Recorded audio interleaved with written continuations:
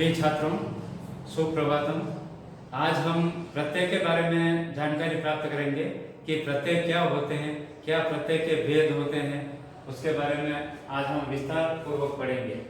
प्रत्यय प्रत्यय किसी शब्द, पद या धातु के बाद में जो लग करके उसके अर्थ में परिवर्तन कर देते हैं। कभी कभी विशेषता प्रकट करते हैं, कभी विलोम या पर्यायवाची का अर्थ प्रकट करते हैं, उनको प्रत्यय कहते हैं। एक बार और ध्यान दें, प्रत्यय का प्रयोग किसी शब्द, पद या धातु के बाद में करते हैं, जबकि उपसर्ग का प्रयोग इनके पहले करते हैं। प्रत्यय के तीन भेद होते हैं, कृत प्रत्यय या कृदंत प्रत्यय।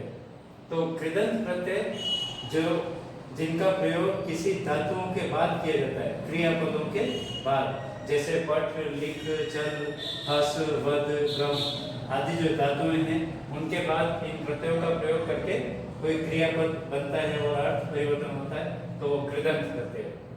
फिर दूसरा है तद्धित प्रत्यय।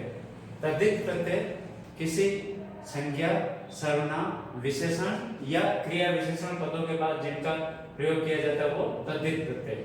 फिर तीसरा क्रम है स्त्री प्रत्यय। तो स्त्री प्रत्यय पुल्लिंग पदों से स्त्रीलिंग पद बनाने के लिए जिनका प्रयोग किया जाता है, वो स्त्री प्रत्यय कहलाते हैं। अब हम कृदंत प्रत्यय में ही सबसे पहला प्रत्यय पढ़ेंगे, त्वा प्रत्यय। त्वा प्रत्यय, इस प्रत्यय का प्रयोग कार्य पूर्ण करने के अर्थ में किया जाता है। त्वा का प्रथम वर्ण क का लोप होता है, यानी त्वा का त्वा शेष रहता है। ये आधा त और वा, त्वा धातु के बाद त्वा जोड़ करके कोई भी शब्द बनाते हैं। तो सबसे पहले आप क्रम में लिख लें धातु, उसके बाद प्लस प्रत्यय, फिर शब्द और फिर अर्थ। अब इस क्रम में हम धातुएं लिखेंगे, जैसे पठ, चल, हस, खाद, गम, स्नान, भू, इस प्रकार से। फिर त्वा प्रत्यय इस तरीके से लिख दिया। इसको बार बार लिखने की जरूरत नहीं, इस क्रम में लिखने में। अब हलंत पद वाली जो धातुएं हैं, उनको हम छोटी ई की मात्रा में बदल कर लिखेंगे और त्वा का त्वा जोड़ेंगे। जैसे पठ का पठित्वा, अर्थ निकलेगा पढ़कर। चल का चलित्वा, अर्थ होगा चल करके। फिर हस का हसित्वा, अर्थ है हंस करके। खाद का यह हलन पद है, ये छोटी ई की मात्रा में बदला, खादित्वा, तो अर्थ हुआ खा करके। फिर जहां पर म हलंत या न हलंत हो, तो इस म हलंत और न हलंत का हम लोप कर देंगे। तो मूल पद बचा केवल ग, तो गम प्लस त्वा गत्वा, अर्थ होगा जाकर के। फिर स्ना अपने आप में पूर्ण धातु है, तो आपको कोई मात्रा परिवर्तन नहीं करना, सीधा आप त्वा प्रत्यय जोड़े। तो स्ना प्लस त्वा स्नात्वा, स्नात्वा यानी नहा करके। फिर भू होना अर्थ में, तो भू प्लस त्वा भूत्वा हो करके। ऐसे इश प्लस त्वा प्रत्यय, तो इष्ट्वा। यहाँ पर ये जो षट्कोण का है, तो इसके कारण संधि पद इष्टुत्व संधि का नियम काम करता है। तो इस प्लस त्वा इष्ट्वा, इस त को ट हो जाएगा और इष्ट्वा शब्द बनेगा इच्छा करके। ऐसे ही न हलंत का भी एक देख लेते हैं। जैसे ये धातु है न हलंत में हन धातु, फिर ये त्वा प्रत्यय, तो इस न हलंत का भी हमें लोप करना है, तो शब्द बनेगा हत्वा। हत्वा यानी मार करके या हनन करके। इस प्रकार आप और भी 15 धातुओं को इसी क्रम में लिख करके फिर मूल पद बना करके फिर उसका अर्थ लिखें। आगे हम पढ़ रहे हैं ल्यप प्रत्यय।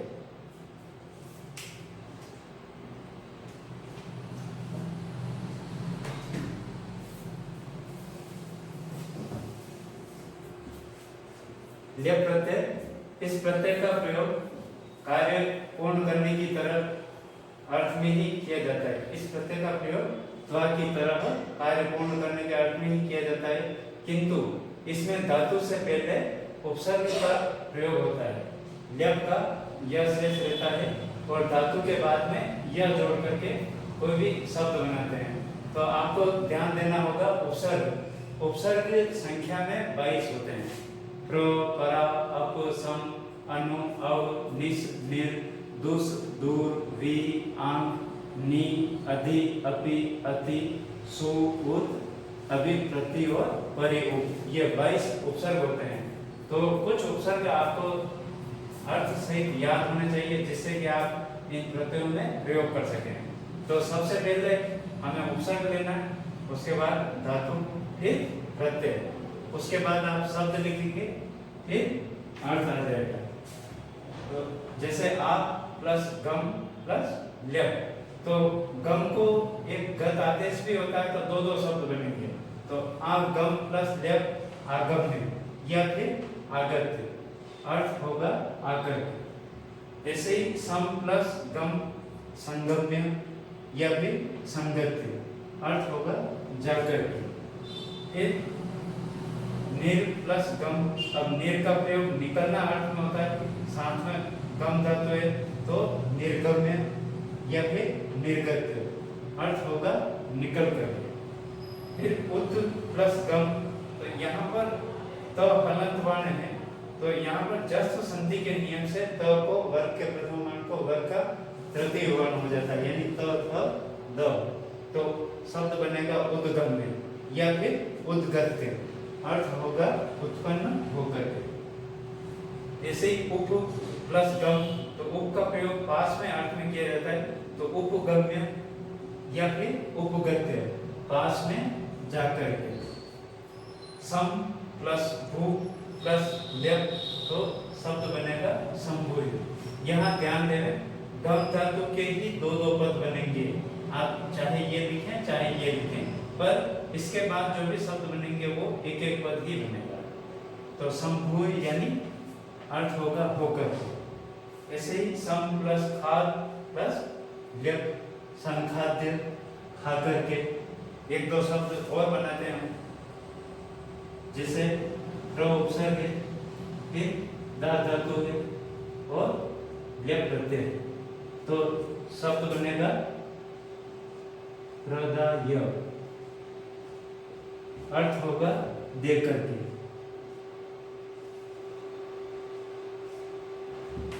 ऐसे ही अब प्र उपसर्ग की जगह हम आ उपसर्ग लगा दें और धातु ये रखें और ल्यप प्रत्यय जोड़ेंगे, तो शब्द बनेगा आदाय। आदाय का अर्थ होगा लेकर।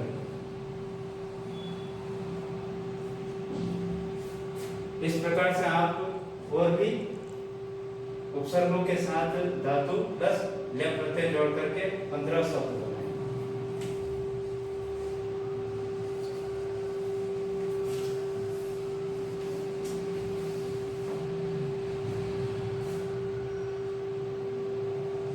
तीसरा प्रत्यय पढ़ रहे हैं हम, तुमुन प्रत्यय। तुमुन प्रत्यय इस प्रत्यय का प्रयोग के लिए के अर्थ में किया जाता है। तुमुन का तुम शेष रहता है और धातु के बाद तुम जोड़ करके शब्द बनाते हैं, यानी तुमुन में मुंह, ये ऊ की मात्रा है इसका, और न हलंत, इन दोनों का लोप होकर के म हलंत हो जाएगा और तुम शेष रहेगा। तो सबसे पहले मूल धातु है, फिर प्रत्यय, फिर शब्द इससे बनने वाला, और फिर अर्थ लिखेंगे। हलंत पद की जो भी धातुएं हैं उनको छोटे ही में बदलना पूर्व में बता दिया है। तो पठ प्लस तुमुन शब्द बनेगा पठितुम, पढ़ने के लिए। चल प्लस तुमुन चलितुम, चलने के लिए। हस प्लस तुमुन हसितुम, हंसने के लिए। फिर खाद प्लस तुमुन खादितुम, खाने के लिए। अब स्ना अपने आप में पूर्ण धातु है, तो आपको कोई मात्रा परिवर्तन नहीं करना। स्ना प्लस तुमुन का तुम, तो स्नातुम, नहाने के लिए।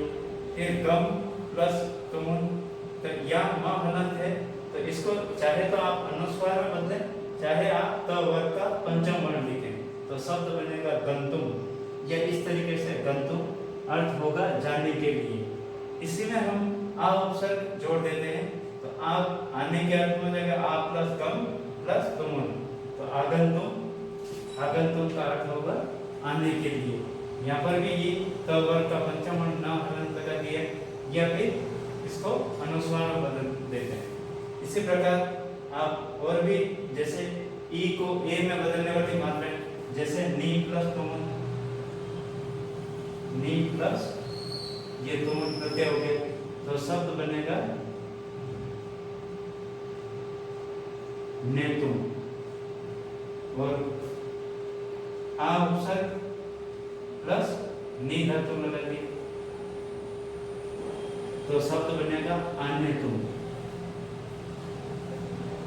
तो नी का अर्थ होता है ले जाना, ले जाना अर्थ है, और के लिए अर्थ में जोड़ना है, तो शब्द बनेगा ले जाने के लिए।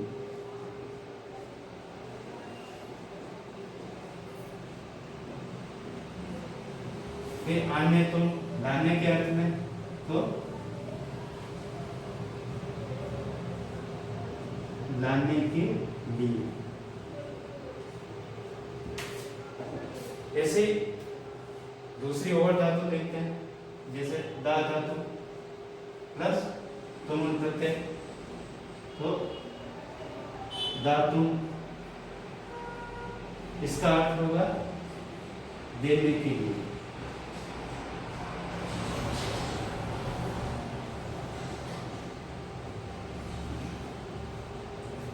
इनका भी पूर्व की तरह जैसे क और ड प्रत्यय पड़ा, उनके 15-15 शब्द बनाने, वैसे ही इनके भी आप 15 धातुओं के साथ यही तुमुन प्रत्यय जोड़ करके और शब्द बनाए।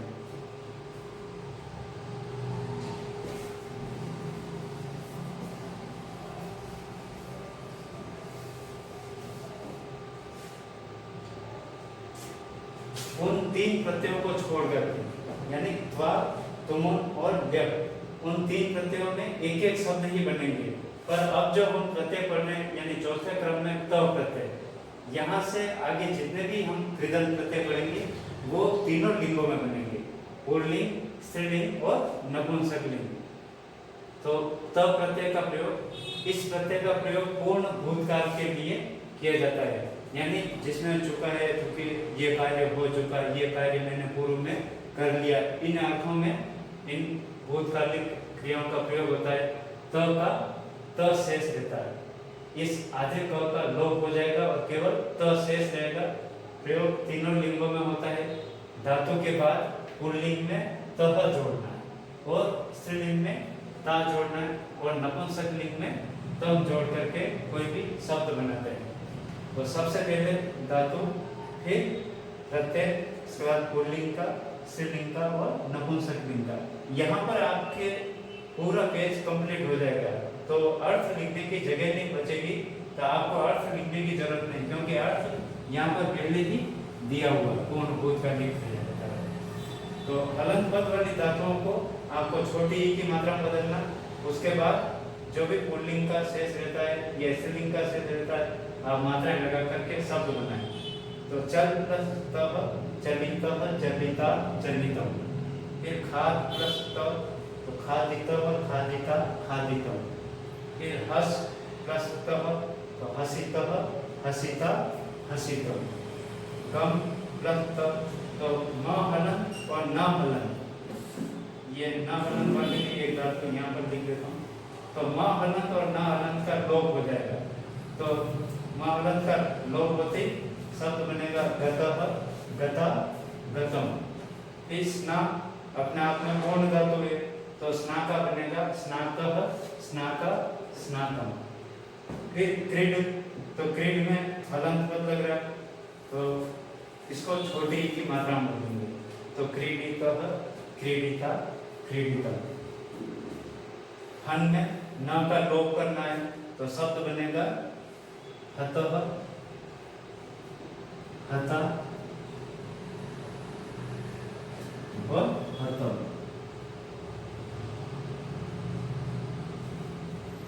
ऐसे ही नी धातु है, तो नी अपने आप में पूर्ण धातु है, कोई मात्रा परिवर्तन नहीं होगा, तो शब्द बनेगा नीतः,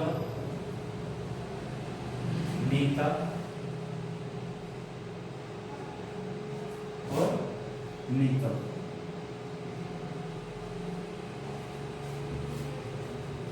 इसी नी में हम आ उपसर्ग जोड़ देते हैं, तो आ प्लस नी प्लस ये तब करते हैं, तो शब्द बनेगा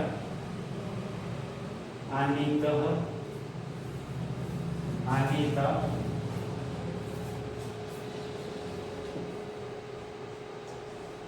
और आनीतम।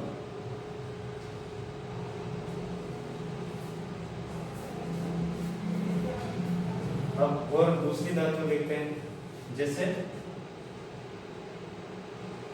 सम उपसर्ग प्लस जल धातु और तब प्रत्यय, तो शब्द बनेगा संजातः,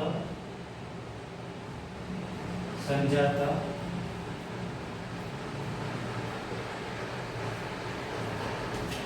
और संजातम।